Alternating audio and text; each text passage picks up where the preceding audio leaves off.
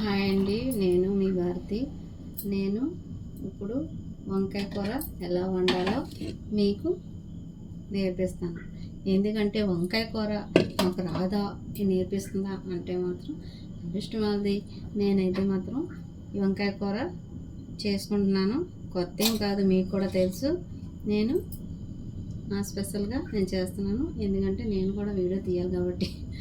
సరే, నా channel subscribe చేయండి, ఇంకా మీరు లైక్ కొట్టండి, చూడండి నా వీడియో. సరే, ఎందుకంటే ఇప్పుడు నేను టమాటీ ముక్కలు తరుగు పెట్టుకున్నాను. ఎందుకంటే అరే ఉల్లిపాయలు లేవంటారు, ఉల్లిపాయలు నేను వేసుకున్నాండి. ఎందుకంటే ఉల్లిపాయలు నేను తిన్ను, ఎందుకంటే పూజల సమయంలో నేను ఉల్లిపాయలు తినండి. అది ఇంకా వంకాయ ముక్కలు తరిగి పెట్టుకున్నాను. ఇవి ఇక్కడ పెట్టేస్తాను. ఇక స్టవ్ వెలిగించి అదే గ్యాస్ ఆఫ్ చేస్తాను. స్టవ్ వెలిగించి ప్యాన్లో నూనె పోసుకొని,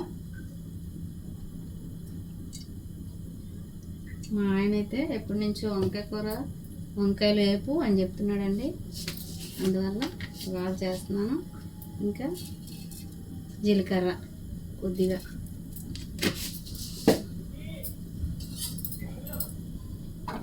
నూనె కాగిన వాళ్ళండి ముందుగానే వేస్తాను నేను, ఏం పర్లేదు, అయిపోద్ది ఎక్కిపోద్ది. ఆ తర్వాత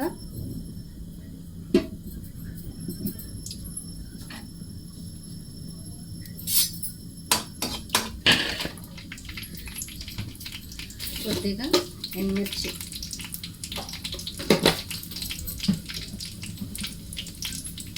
ఎండుమిర్చిలు,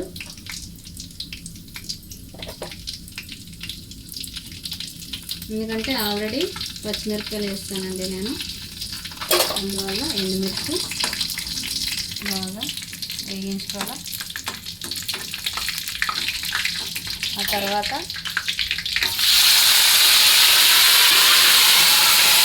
టమాటా ముక్కలు.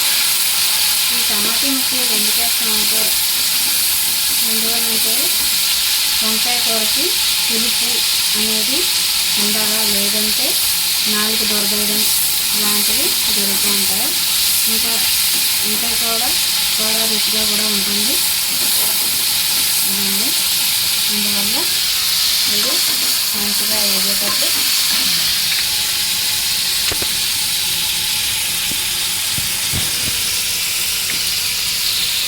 దీనిలో నేను కూడా గమనించాను.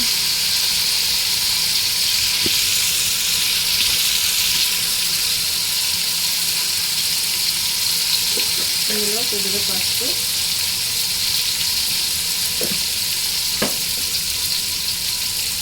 ఇంకా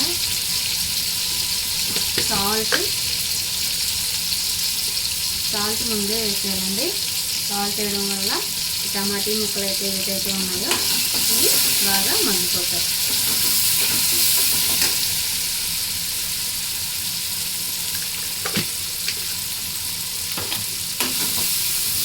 ఇంకా కొద్దిగా కరివేపాకు తీసుకొస్తామండి.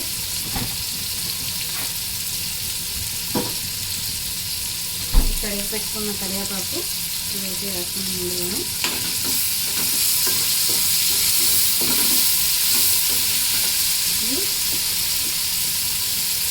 ఇది బాగా వేగాక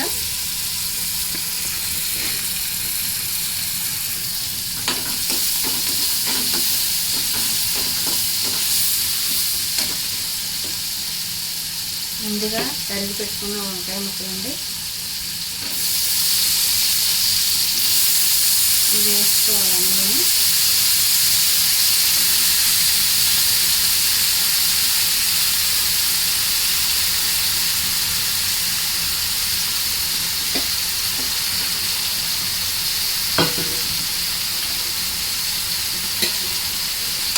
దీన్ని బాగా కలుపుకొని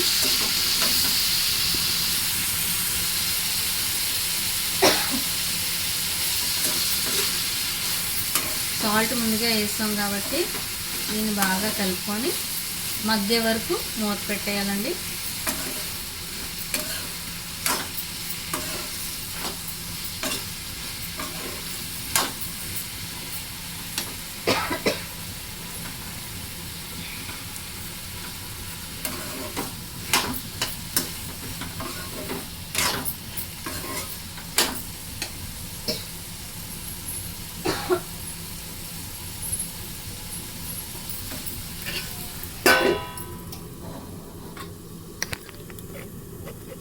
ఆ తర్వాత ఇది మగ్గాక కొద్దిగా